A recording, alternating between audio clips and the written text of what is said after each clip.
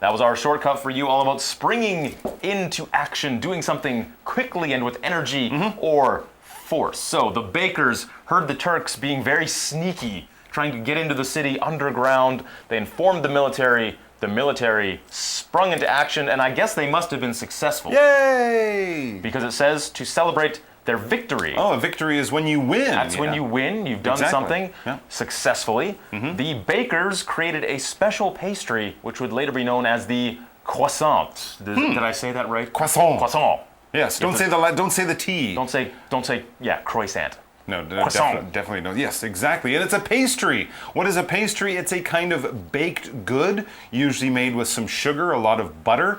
We could think of things like a Danish, an apple turnover. Even your lowly donut, you could probably say is a pastry. Anything smaller than a pie or a cake, the kind of thing you might just buy one of when you're at a coffee shop, that type of thing would be a pastry. And what is special about the croissant pastry? Featured layers of butter dough and had a light taste. It is very light. Lots of butter in it, lots of dough. But yeah, it's a light kind of flaky pastry, I guess you could say. It doesn't feel heavy. That's right. Although I think it does have a lot of calories. It does, lots of butter. It's not necessarily a healthy thing, it's a treat. Yes. But it is delicious. That's right. And what gives it that sort of flakiness are the layers. A layer is basically a level of something. For example, if you dig down into the earth, you'll see layers of dirt. You might find a layer of gold in there, in which case, yay, you're rich.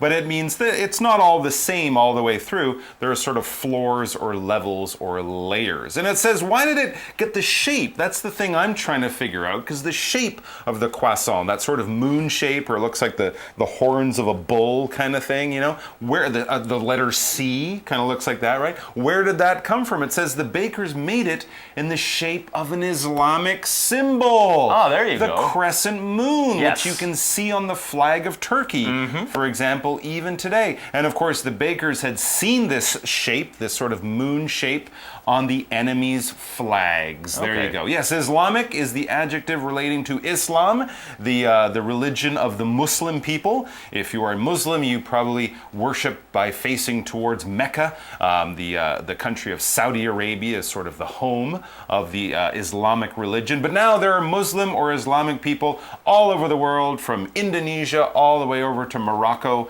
There are many, many Muslim nations. And a symbol is basically the sign of something. For Muslim people, that moon shape, that sort of C-shaped moon, is their symbol. For Christian people, it might be a cross or something like that. If you see it, you know what it means, and it means much more than just the simple shape.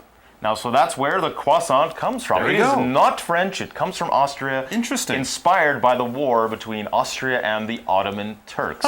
Now, years later, this unusual looking snack would become popular around the world. Yes, as most good cuisine does, it spread all around the world.